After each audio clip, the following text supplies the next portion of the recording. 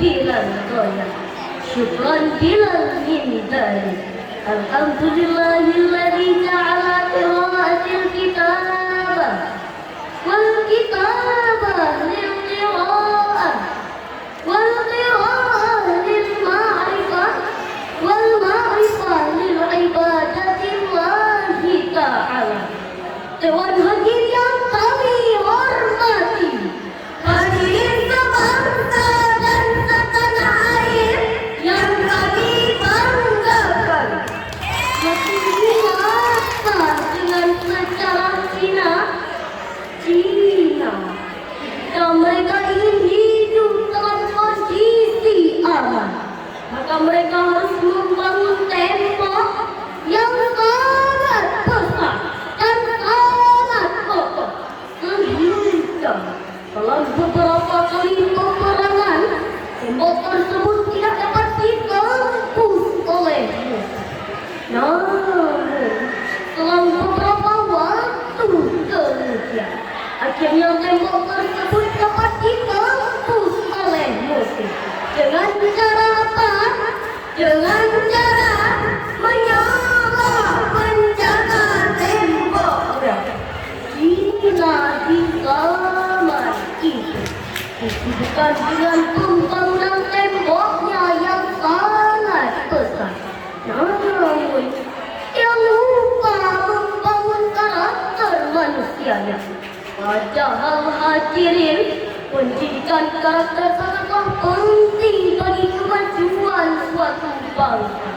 Di samping itu, mantan Presiden Republik Indonesia, Insinyur Haji Joko Widodo, pernah mengatakan bahwa pemuda adalah kekuatan terbesar bangsa Indonesia.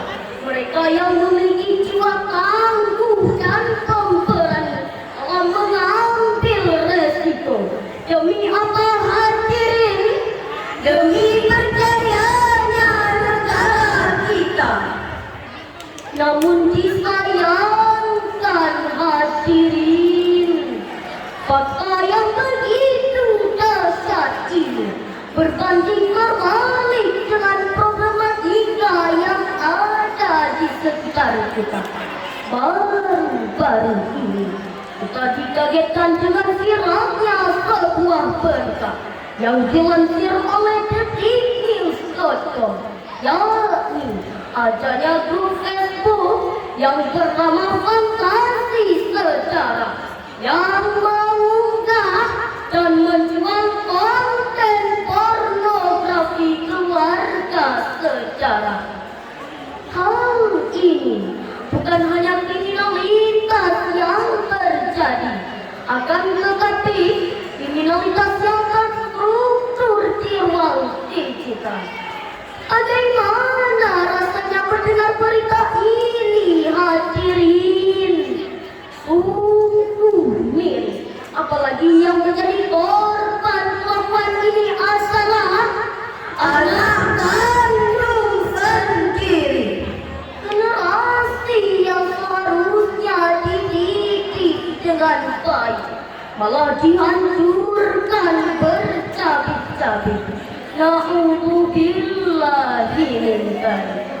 Oleh karena itu, pada kesempatan yang penuh ukhuwah ini, kami dari kelas 2 Sekita Putri di bawah asuhan Tengku Zainul Walad yang katanya dari Amerika Serikat ini menyampaikan syarahan Al-Quran yang bertajuk tema membangun generasi menuju Indonesia emas dengan mengandalkan firman Allah dalam Al-Quran surah An-Nisa ayat 9 berikut ini.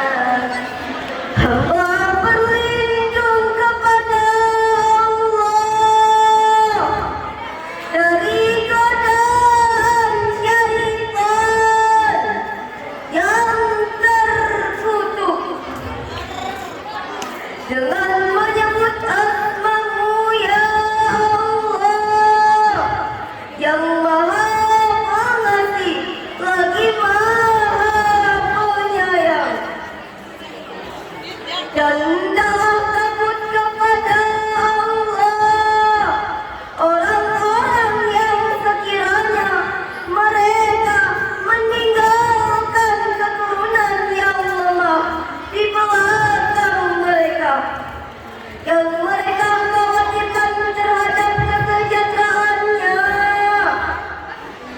Oleh sebab itu, hendaklah mereka bertakwa kepada Allah, dan hendaklah mereka berbicara dengan tutur kata yang benar.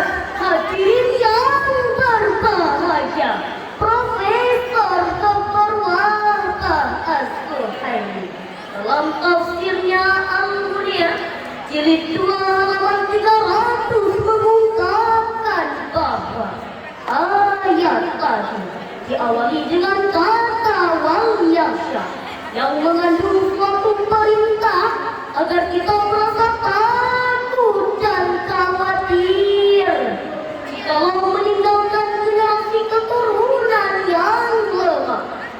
Lemah yang dimaksud dalam konteks ini adalah lemah ilmu dan lemah iman.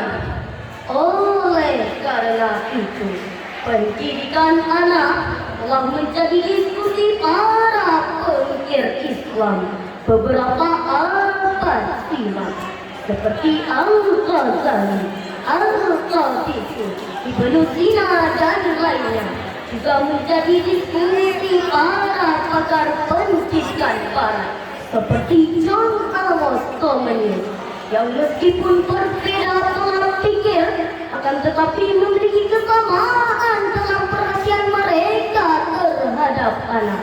Mengapa demikian?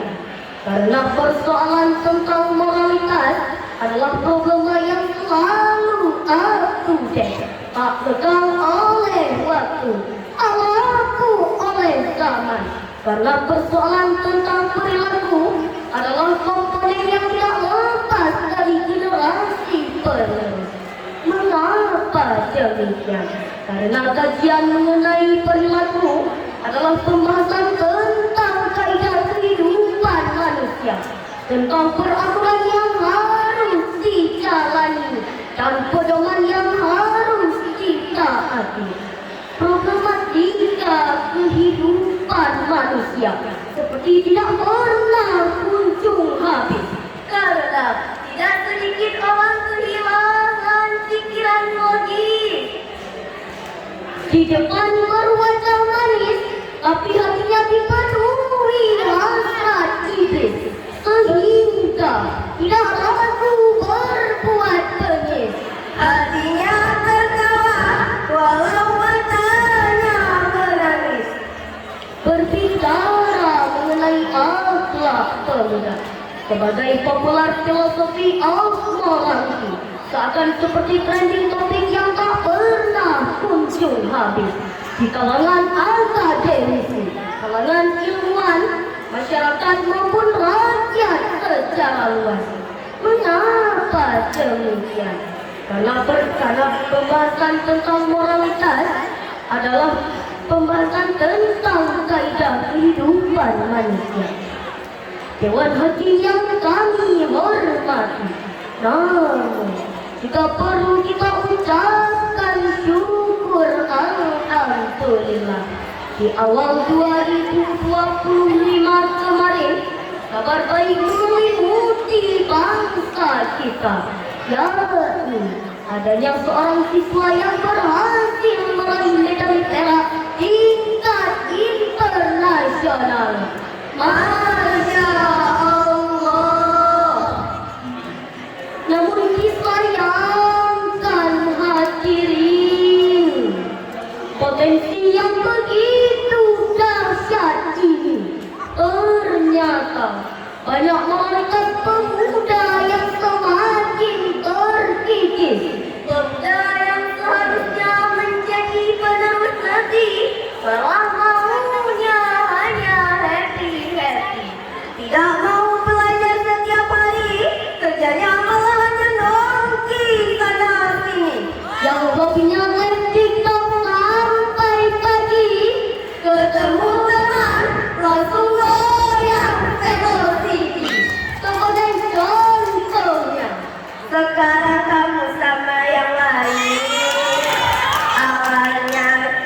cobain. Di sini ada Astagfirullahaladzim.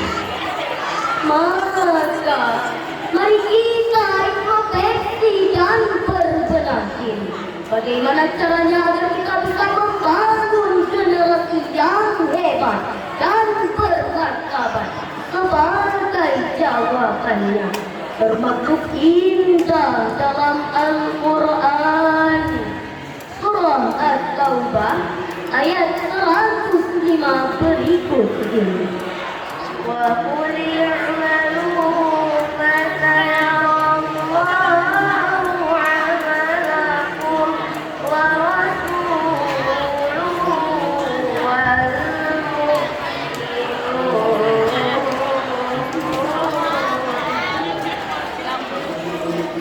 wa saturadduna ila 'alimil ghaibi wasyahadati fayunabbi'ukum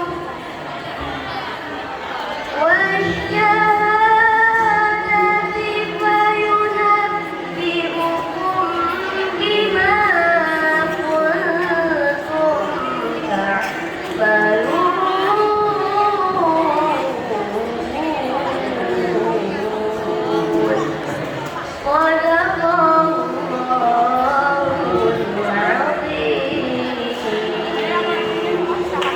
Dan katakanlah, bekerjalah kamu, maka Allah akan melihat pekerjaanmu.